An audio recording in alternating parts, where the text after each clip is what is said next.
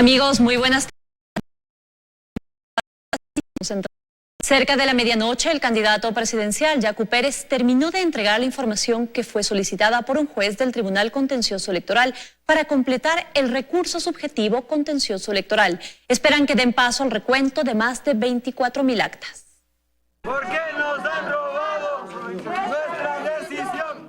Poco antes de que termine el plazo, concluyó en el Tribunal Contencioso Electoral el candidato Yacu Pérez la entrega de actas e información requerida para complementar el recurso subjetivo contencioso electoral presentado.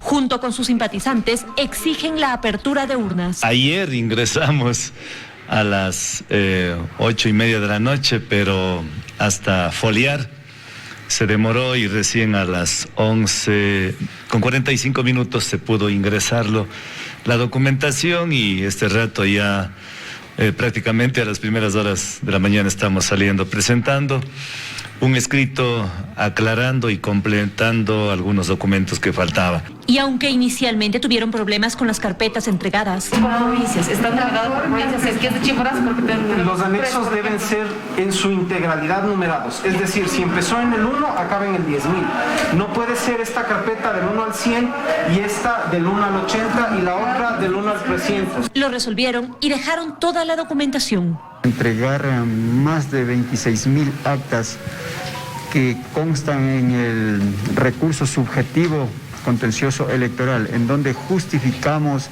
todas las inconsistencias que han existido en este proceso electoral.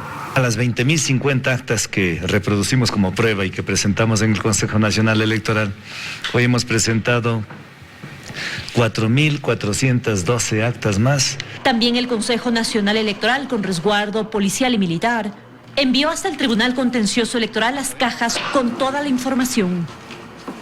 Según Yacu Pérez y su abogado Julio César Zarango, el tribunal debería fallar a su favor. Se cumpla con la legitimidad, se cumpla con la ley, con la Constitución, tengamos ese acceso a una justicia independiente y transparente. Pueda disponer la apertura de las mismas para transparentar el proceso electoral y de esta manera la tranquilidad vuelva a los ecuatorianos. Ya no hay otra instancia, pero estamos convencidos que la justicia brillará y que la democracia se fortalecerá cuando se transparente la información. Los tiempos son claros. Prácticamente son 48 horas que el juez sustanciador dará a conocer. Es decir, entre este viernes y sábado deberá decidir el Tribunal Contencioso Electoral si acepta o no a trámite el recurso. En caso de aceptarlo, a partir del domingo comienzan a correr los 15 días de plazo legal. Tras esto se conocerá si dan paso o no al recuento de votos. En Quito, María Gracia Acosta, 24 horas. El presidente de la Asamblea y el ministro de Economía decidieron crear mesas técnicas para que revisen el proyecto de ley de protección de la dolarización. Mauricio Pozo dice que pueden haber modificaciones a la ley, pero únicamente en temas que no cambien el objetivo de la misma. El gobierno nacional está dispuesto a modificar el proyecto de ley de protección de la dolarización que ha sido devuelto por 2 ocasiones por el Consejo de la Administración Legislativa. Desde el CAL han manifestado su preocupación por algunos temas técnicos de la ley y por eso, tras una reunión entre el presidente de la Asamblea, 3 miembros del CAL con el ministro de Economía y otras autoridades, acordaron crear mesas técnicas. Que se reunían desde el día de hoy y que ojalá hasta la siguiente semana ya podamos haber resuelto los temas. Pueden haber algunas modificaciones a la ley, pero solamente que sean temas que no modifiquen en nada el espíritu de la ley y el fondo de la ley. Lo que no se podría cambiar, según el ministro de Economía, son los balances o la estructura del directorio, entre otros temas de fondo. Patricio Donoso, que estuvo en la reunión, explica los temas que les preocupa a algunos asambleístas. Hay algunas dudas con respecto a nivel académico que deben tener los miembros y, por supuesto, a los años que deberán ser, por los cuales deberán ser nombrados. Quizás las mesas técnicas definan algo que se ha escuchado mucho, el unificar en un solo directorio. Las mesas técnicas no tienen un plazo para culminar con el análisis, pero según el ministro, espera que sea lo más pronto posible para enviarla nuevamente a la ley y que incluso tenga viabilidad política. Cristina Reyes, miembro del CAL, cuestiona la actitud de sus compañeros, pues cree que están con el tiempo en contra. Pero a mí me parece que se están inventando pasos. Uno puede estar a favor o no del proyecto y de su contenido, pero eso deberá ser debatido de manera técnica y no con cajas de resonancia que andan diciendo cada tontería respecto al proyecto sin haberlo leído. En el pasado han aprobado horrores, proyectos de ley que incluso no hemos estado de acuerdo en su fondo, pero que nos ha tocado calificar para el trámite. Allí no dijeron nada. Sostiene que el proyecto cumplía con todos los requisitos para ser calificado y que esto se trataría de un revanchismo político. Este periodo legislativo termina en 68 días. En Quito, Andrea Samaniego, 24 horas. Y analistas creen que ha faltado voluntad política para tratar el proyecto de ley de defensa de la dolarización que ha sido enviado en 2 ocasiones por el Ejecutivo a la Asamblea y devuelto por esta. Creen que su inmediata aprobación es necesaria. Para intentar que no haya un tercer tropiezo en la presentación del proyecto de reformas al Código Monetario y Financiero, también llamado Ley de Defensa de la Dolarización, Ejecutivo y Legislativo revisarán en conjunto la propuesta. El analista económico Fidel Márquez cree que el proyecto es de vital importancia, que se deben corregir los temas de forma y mantener el fondo, dice, pues se trata que los recursos del Banco Central no puedan ser utilizados, por ejemplo, para cumplir promesas de campaña. Usted de una u otra manera le está diciendo a la gente, su plata va a ser utilizada en algo que después no sabemos si van a devolver, porque ya ha ocurrido otras veces. El también analista Walter Spurrier recuerda que la aprobación de esta ley es uno de los requisitos adquiridos con el Fondo Monetario Internacional, organismo que tras eso desembolsaría $450 millones para el país en abril. Yo pienso que ese desembolso difícilmente se va a recibir durante la gestión del actual gobierno. Sin embargo, Spurrier no tiene muchas expectativas sobre lo que en estas mesas se pueda resolver. Dice que hace falta voluntad política. El proyecto ha sido rechazado en el legislativo 2 veces. Cree que podría haber una tercera y explica por qué. Porque es una papa caliente. Los legisladores de Alianza País, ante la poca popularidad del gobierno y el poco apoyo que tuvo en las elecciones, el futuro político depende de ser nuevamente acogidos en el redil de Rafael Correa, quien está en contra del proyecto. Los bloques políticos que estarían a favor del proyecto no quieren tomar la iniciativa. El pasado 1 de marzo, el Consejo de Administración Legislativa CAL encontró 14 inconstitucionalidades en el mencionado proyecto y lo devolvió nuevamente al Ejecutivo. Han sido 2 intentos ya, y el documento, que tiene el carácter de urgente, no ha logrado pasar ni siquiera el primer filtro. En Guayaquil, Carlos Sacoto, 24 horas. Un 6,7% de las mujeres está en el desempleo, según las últimas cifras publicadas por el INEC. El progreso de las mujeres en el ámbito laboral podría volver a los niveles del 2017 para fines de este año como resultado de la pandemia del COVID-19. El impacto de COVID-19 en el mercado laboral ha golpeado significativamente a la región y se evidencia aún más en el género femenino. Durante casi un año de la pandemia, miles de mujeres han perdido sus empleos, mientras que otras han tenido que intensificar su labor en el hogar por los meses de confinamiento. Según un análisis realizado para el Índice Anual de Mujeres de PwC, que mide el empoderamiento económico de las mujeres entre Organización para la Cooperación y el Desarrollo Económico, OCDE, a fines de este año, las mujeres en el ámbito laboral retrocederá a los niveles de 2017. Las mujeres generalmente en medio de las crisis económicas son como las primeras en salir del mercado laboral. Lamentablemente las sociedades latinoamericanas todavía tienen estos retos de incorporar, de incluir a la mujer como un actor preponderante de la sociedad, del empleo. Entre 2019 y 2020, la tasa de desempleo anual de la OCDE aumentó en 1,7 puntos porcentuales para las mujeres, es decir, del 5,7% en 2019 al 7,4% en 2020. Estos indicadores trasladados al Ecuador, según el Instituto Nacional de Estadísticas y Censos, alcanzan un 6,7% frente a un desempleo del 3,7% en los hombres. A esto se suma una diferencia en salarios, cuyo promedio de ingreso laboral en diciembre pasado para los hombres fue de $309 y las mujeres $262. una brecha de ingresos laborales entre hombres y mujeres de alrededor del 20%. Sube y baja un poquito, pero es de alrededor del 20%. Y es una brecha que más o menos también está presente en todos los países de América Latina.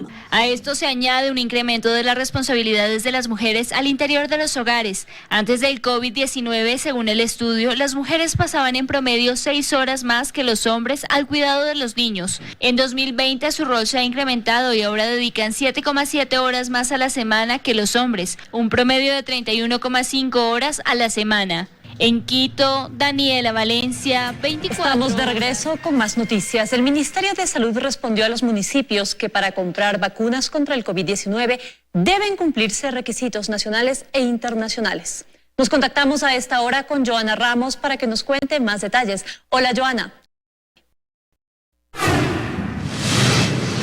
¿Qué tal? Muy buenas tardes. La alcaldesa de Guayaquil, Cintia Viteri, reaccionó ya a esta negativa, considerándola que paraliza el proceso de adquisición de vacunas, que por cierto, señala la autoridad, ya había logrado importantes avances. La tan esperada confirmación al fin llegó, pero no era la que se tenía prevista. En un oficio firmado por el ministro de Salud, Rodolfo Farfán, el gobierno condiciona la aprobación de la adquisición y aplicación de vacunas contra el COVID-19 por parte de los municipios al cumplimiento de una serie de trámites y requisitos, no solo nacionales, sino internacionales. El documento, dirigido a la Asociación de Municipalidades del Ecuador, aclara que el procedimiento para obtener la autorización de importación de la vacuna para iniciativas gratuitas de público o privados consiste en remitir una solicitud formal al MSP, adjuntando una carta oficial emitida por el laboratorio productor de la vacuna donde se establezcan el tipo de vacuna y la disponibilidad. Con esa base, el MSP daría paso a la revisión por parte de la Agencia de Regulación, Control y Vigilancia Sanitaria según corresponde. El ARCSA, a su vez, verificará que las vacunas cumplan con la aprobación de instituciones sanitarias de referencia global antes de ingresar al país. La reacción frente al documento fue inmediata por parte de la alcaldesa de Guayaquil, Cintia Viteri, quien señaló a través de su cuenta de Twitter que se trata de una pérdida de tiempo que paraliza el proceso de adquisición de vacunas. Para el presidente de la AME, Raúl Delgado, estas indecisiones solo confunden a la población en momentos en los que se necesitan más certezas. Pero lamentablemente se frustran los caminos cuando lo que deberíamos hacer es el nuevo ministro sentarse con los alcaldes de Quito, Guayaquil, sentarse con la Asociación de Municipalidades del Ecuador. Por lo que insistirán en el diálogo. Nosotros vamos a volver a dirigir una nueva carta para pedir que nos sentemos con el nuevo ministro en los próximos días, en las próximas horas. Es más, nosotros estamos realizando una movilización el día 9 en la ciudad de Quito y que uno de los temas que vamos a tratar es justamente el tema del manejo de la vacuna. El Ministerio de Salud informó además sanitarias única y exclusivamente a laboratorios fabricantes de las vacunas contra el coronavirus y no a intermediarios, distribuidores ni otra entidad distinta al productor. Las iniciativas municipales de orden sanitario deben articularse con el Sistema de Salud Pública Nacional de Inmunización. El municipio de Guayaquil había reservado ya $15 millones con los que se iba a comprar 2 millones de vacunas para inmunizar a 1 millón de personas. Con esta información regresamos a estudios. Muy buenas tardes. Muy buenas tardes, Joana, para ti también y muchísimas gracias. El Ministerio de Salud Pública lanza una plataforma virtual para que los ecuatorianos puedan inscribirse en la fase 2 del plan de vacunación, en el que se inmunizará masivamente a la población de 18 años en adelante, priorizando por grupos de edad de mayor a menor. Este miércoles inició la fase 1 del plan de vacunación que pretende inmunizar a 2 millones de personas y desde ya empiezan los primeros pasos de la fase 2 para la que se desarrolló una plataforma virtual que automatizará los procesos y permitirá llevar un control en el inventario del total de vacunas en el país. El Ecuador tendrá un modelo único en Latinoamérica. Esto nos permitirá tener el control total del inventario de vacunas desde su arribo al país hasta su administración. Tendremos certezas de dónde están, a qué profesionales médicos se ha destinado, los centros de distribución y a quiénes se ha aplicado cada dosis. Según el ministro de Salud, Rodolfo Farfán, desde este viernes 5 de marzo, la población de 18 años en adelante podrá registrarse en la página www.planvacunarse.es.